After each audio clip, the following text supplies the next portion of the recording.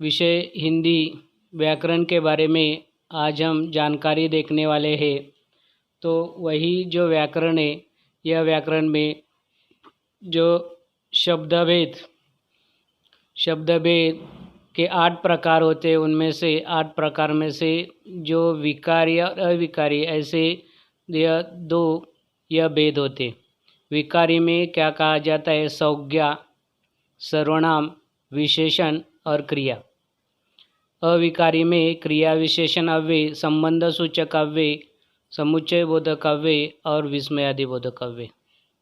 यह वही विकारी और अविकारी में से यह विकारी में से यह संज्ञा, मराठी में उसे नाम कहा जाता है। यह 5वीं से 10वीं कक्षा तक यह संज्ञा यह पहचानने के लिए आ जाती है। तो संज्ञा किसे कहा जाता है, आज हम इसके बारे में विस्तृत विवेचन करने वाले हैं। तो वही जो संज्ञा है, वही संज्ञा की जो व्याख्या किसे कहा जाता है? किसी व्यक्ति या प्राणी, नदी, वस्तु के नाम उसे संज्ञा कहते हैं। यह संज्ञा के बारे में यह व्याख्या है। यह वही व्याख्या में से यह संज्ञा के भेद कौन कौन से? संज्ञा के कुल मिलाकर 5 भेद है। कौन कौन से 5 भेद है? तो पहला जो है व्यक्तिवाचक संज्ञा। दूसरा जो भेद है, वही दूसरे भेद का नाम क्या है? तो जातिवाचक संज्ञा है। तीसरा जो भेद है, उसे भाववाचक संज्ञा कहा जाता है। और चौथा जो भेद है, उसे द्रव्यवाचक संज्ञा कहा जाता है। और 5वां जो भेद है, उसे क्या कहा जाता है? समूहवाचक संज्ञा।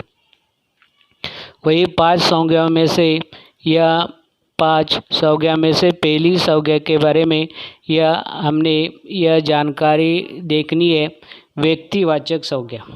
व्यक्तिवाचक संज्ञा किसे कहा जाता है? किसी व्यक्ति या प्राणी, नदी या वस्तु, मतलब किसी व्यक्ति का नाम हो, जैसे दिनेश, सुरेश, या जो है वही व्यक्ति का नाम है।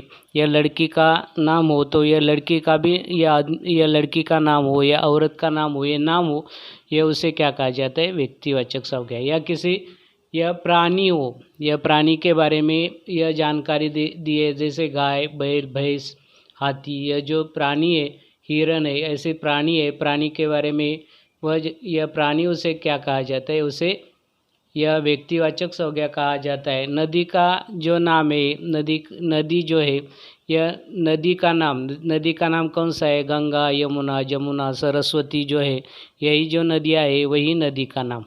वस्तु का नाम है, जैसे टेबल, कुर्सी, यह जो है अलग अलग प्रकार के नाम है। यह पदार्थ का जो नाम है, यह पदार्थ का नाम, वस्तु का नाम, उसे क्या कहा जाता है? व्यक्तिवाचक संज्ञा। मतलब यह नाम उसे कहा जाता है, नाम को क्या कहा जाता है? व्यक्तिवाचक संज्ञा कहा जाता है। संज्ञा का दूसरा जो भेद है, वही दूसरे भेद को क्या कहा जाता है? जातिवाचक संज्ञा।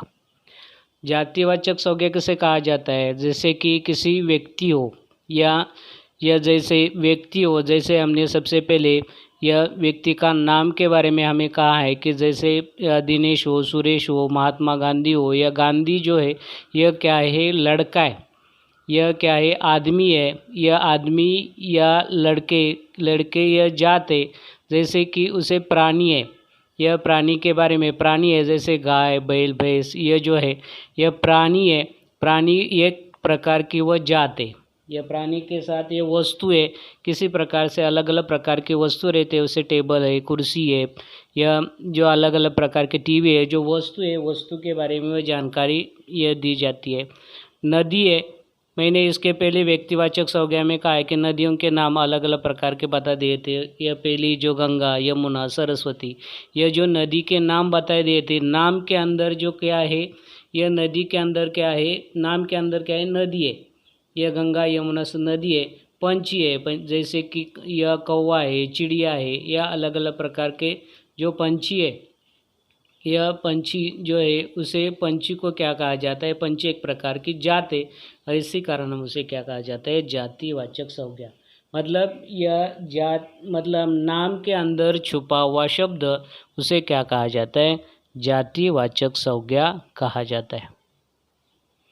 तीसरा भेद है भाववाचक संज्ञा। तो भाववाचक संज्ञा किसे कहा जाता है? व्याख्या है, देखा है, किसी व्यक्ति के यह गुण या दोष, व्यक्ति का स्वभाव कैसा है, व्यक्ति का स्वभाव जैसा दयालु है या बुरा है, या अच्छा है या बुरा है, या व्यक्ति का जो स्वभाव किस प्रकार है, व्यक्ति का रंग कैसा है, रूप कैसा है, व्यक्ति का आकार कैसा है, जैसे यह लंबाई के या लंबाई है, जैसे यह उसे क्या कहा जाता है? व्यक्ति के स्वभाव, रूप, रंग, आकार, गुण या आदि के बारे में भाव हमें दिखाई देते, इसी कारण से भाववाचक संज्ञा।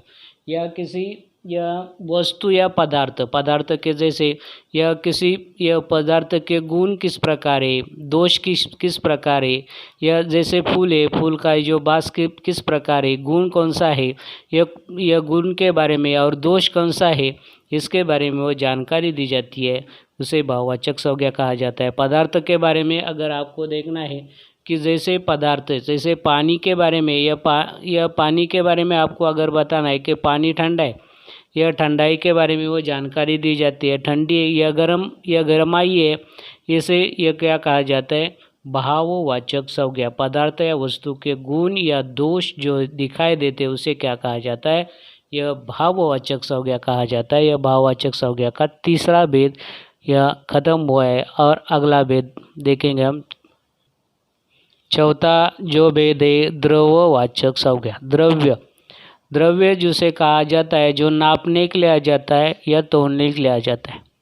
यह नापने के लिए आ जाता है या तोलने के लिए यह आ जाता है, परंतु गिनने के लिए नहीं आ जाता। ढेर सारी चीज़ें हमें एक एक करते हुए, यह बड़ी बड़ी चीज़ें हमें नापने के लिए आ जाती है और नापने के लिए आ जाती है, गिनने के लिए नहीं आ जाता। गिनने एक एक करते हुए गिनने के लिए नहीं आ जाती, तो उसे यह तौलने के लिए आ जाता है।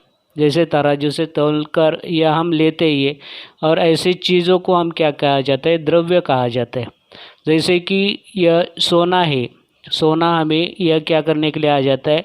यह हमें यह नापने के लिए, यह जो तौलने के लिए आ जाता है, यह हमें तौलने के लिए आ जाता है, एक एक करते हुए नापने के लिए नहीं आ जाता। यह गेहूँ है, यह शक्कर है, चावल है, यह जो पदार्थ है वही पदार्थों को हमें क्या करते हैं? यह नापने के लिए आ जाता है, यह एक एक करते हुए गिनने के लिए नहीं आ जाता, और इसी कारण हम उसे क्या कहा जाता है? द्रव्यवाचक संज्ञा। द्रव्यवाचक संज्ञा के बाद अंतिम भेद है पांचवा है समूहवाचक संज्ञा। समूह शब्द का अर्थ है इकट्ठित। यह किसी चीज़ों को इकट्ठित रखना, यह किसी चीज़ों को इकट्ठित दृश्य देखना। किसी व्यक्ति का समूह है, सभी के सभी यह व्यक्ति इकट्ठित हो जाते हैं, जैसे कि यह सभा यह भरी रहती है, सभा या समूह हो जाता है। जैसे लोगों का समूह है, यह लोगों की भीड़ है, अचानक अकस्मात लोगों की भीड़ आ जाती है, उसे यह भीड़ दिखाई देती है, उसे भीड़ को यह क्या कहा जाता है? समूह कहा जाता है। जैसे कि अलग अलग प्रकार के गर्मी के मौसम में प्राणियों की झुंड में दिखाई देती है, पंछियों की झुंड दिखाई देती है, या जैसे यह समूह दिखा देता है, यह वही समूह को हमें क्या कहा जाता है? समूहवाचक संज्ञा यह कहा जाता है। यह प्राणियों के साथ यह फूलों का भी समूह दिखाई देता है। या इतना ही नहीं, कोई अलग अलग प्रकार के जो सेना है, यह सेना का समूह दिखाई देता है। यह सेना के समूह के साथ यह हमें यह भी दृश्य नज़र आ जाता है कि जैसी सेना हो, यह सेना के साथ यह वही जो जानकारी हमें यह दिखाई देती है, उसे क्या कहा जाता है? समूहवाचक संज्ञा कहा जाता है। संज्ञा के उदाहरण हम देखने वाले हैं। उसमें संज्ञा का पहला जो है व्यक्तिवाचक संज्ञा, यह किसे कहा जाता है? व्यक्तिवाचक संज्ञा में रमा यह व्यक्तिवाचक संज्ञा है, कमलेश व्यक्तिवाचक संज्ञा है, यह राधानाथ, यह जो इंदिरा गांधी है, यह व्यक्तिवाचक संज्ञा है। या दूसरा जो है जातिवाचक संज्ञा कौन सी है? तो जातिवाचक संज्ञा है मेज, कुर्सी, दरी, फूल, यह जातिवाचक संज्ञा है। तीसरा है भाववाचक संज्ञा कौन सी है? गरीबी, सहायता, बुढ़ापा, मोटापा, यह छोटापा, यह जो है यह क्या है? भाववाचक संज्ञा। यह भाववाचक संज्ञा के बाद यह चौथा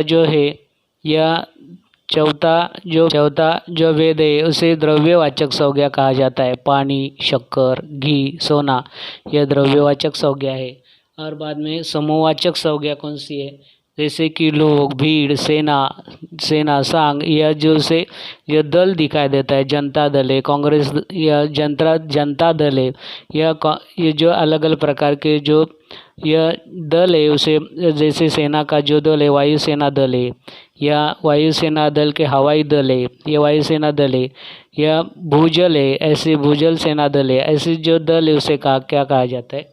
समूहवाचक संज्ञा कहा जाता है। ऐसे आज हमने यह संज्ञा के बारे में पूरी तरह से जानकारी देखी है। यह संज्ञा के बारे में जानकारी देखने के बाद आगे हमें संज्ञा किसे कहा जाता है, संज्ञा के जो उदाहरण या हम उदाहरण आपको लिखने के लिए देंगे।